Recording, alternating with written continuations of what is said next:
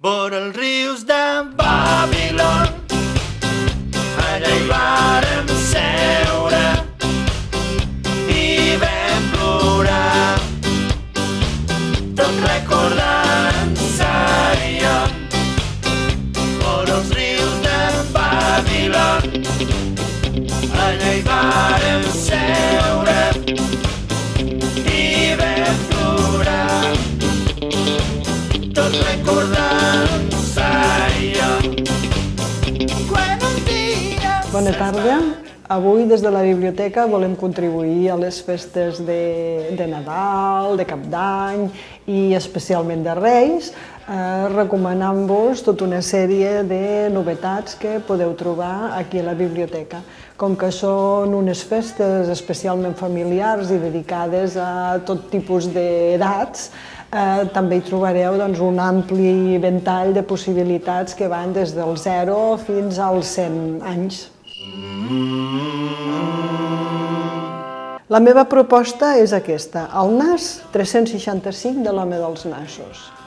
Sabeu que l'home dels nassos és una de les nostres tradicions. El dia 31 de desembre els nens surten al carrer a la recerca, caça i captura de l'home dels nassos, perquè és aquell home que té tants nassos com dies li queden a l'any. A partir d'aquesta proposta trobem que l'infant protagonista ens fa tota una narració de quins són aquells fets que li agraden més de les festes nadalenques. El principal és que no ha d'anar a l'escola, però també hi ha d'altres motius de celebració dintre de les festes de Nadal. Tenim els Sants Innocents, tenim la mare com prepara totes les coses, veiem els nens mirant-se els aparadors,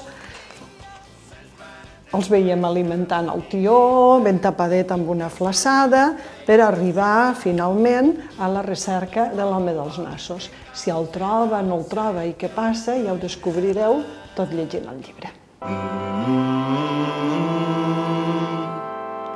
La segona proposta ja no aniria adreçada als més petits, sinó que aniria adreçada als joves i als adults.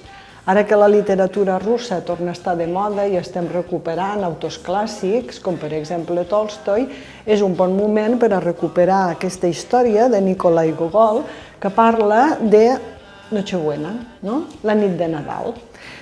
Aquesta novel·la curta, ja ho veieu que les dimensions del llibre no són gaire gruixudes, ens parla de la nit de Nadal i enllaça amb una de les tradicions també nostres, que seria els enganys que el dimoni vol fer als homes per emportar-se'ls cap a l'infern. Aquí, en aquesta història, el dimoni impedeix, robant la lluna, que dos enamorats es trobin. I veurem si surt escaldat com el nostre dimoni dels pastorets o en surt més ben lliurat. I ja per acabar, les meves recomanacions, un escriptor francès, el Marc Lévy, que ens presenta la seva darrera obra, El primer dia. Aquest escriptor es va fer molt famós aquí al nostre país arrel d'una novel·la que es diu I si fos veritat, i que va ser portada al cine amb el títol de Ojalá fuera cierto. A partir d'aquí va ser conegut i ara és un dels autors més prestats a la nostra biblioteca. Aquesta darrera proposta és, com sempre, una història d'aventures amb un rerefons amorós a partir d'una parella. Primer trobem una arqueòloga que està entestada a trobar qui va ser el primer homínid que va trepitjar la Terra i després un astrònom que està també buscant quina va ser la primera estrella que va brillar en el nostre univers. Doncs una proposta tendra i amorosa per a les festes de Nadal. El primer llibre que us presento és Els Reis d'Orient, de l'editorial La Galera. És en aquesta col·lecció que ja coneixem. Ja havia estat editat anteriorment, el que passa que ara l'han fet de nou amb la novetat que hi ha un CD amb la història explicada per la Nina. simplement dir-vos que és només la història de quan neix el bebè Jesús i quan els Reis d'Orient van a veure'l. És molt indicat en aquestes dates, sobretot ara que hi ha també molts nens que potser no es decanten tant per la religió i potser no coneixen tant el que és les llegendes i les històries tradicionals de la Bíblia. Us el recomano per això. Aquí tenim un llibre que és ben especial perquè és de manualitats, però també està molt indicat en aquestes dates. Per què? Perquè ens explica com construir les teves joguines. I en una època en què tots els nens reben moltes joguines, doncs potser també estaria bé que ells en fabriquessin. El llibre està adreçat a edats bastant infantils, més o menys a partir dels 4, 5, fins als 10, 11, 12 anys. Està dividit en diferents regals que es poden fer i fins i tot està explicat de manera molt senzilla i a la primera línia ens posa l'edat recomanada i també el nivell de dificultat en l'elaboració de la joguina.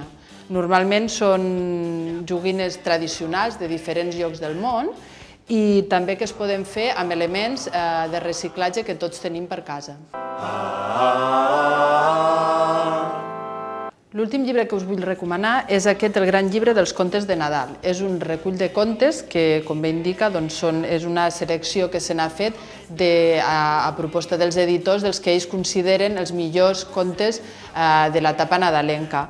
Llavors tenim des de clàssics de la literatura universal, diguem-ne, ja no seria infantil i juvenil, sinó universal, com l'Andersen amb la seva venedora de llumins o el Petit Avet, fins a històries més modernes de l'escriptor O. Henry, nord-americà, que ens explica una història bastant quotidiana sobre un matrimoni que es volen fer mútuament un parell de regals i tenen un final una mica sorprenent, com totes les obres de l'O. Henry.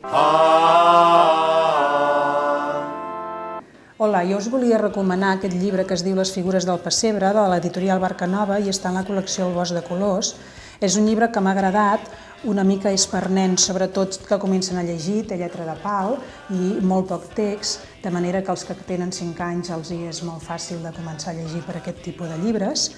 I ens presenta les figures del pessebre amb una frase molt curteta i anem coneixent totes les figures del pessebre fins que arribem al final del llibre i ens trobem que les frases curtetes formen part d'una poesia d'en Joan Llongueres, El Nadal a casa nostra, de l'editorial Boaló, i veiem tot el pessebre muntat amb totes les figures que han format part del llibre. El següent llibre que us voldria recomanar o que m'ha agradat és aquest que es diu Un camell d'Orient. És una nadala inèdita de Manel, un grup emergent del panorama català, de la música catalana, i que ens explica la història d'un camell i el rei que arriben del viatge cansats i resulta que el rei està tan cansat que s'adorm.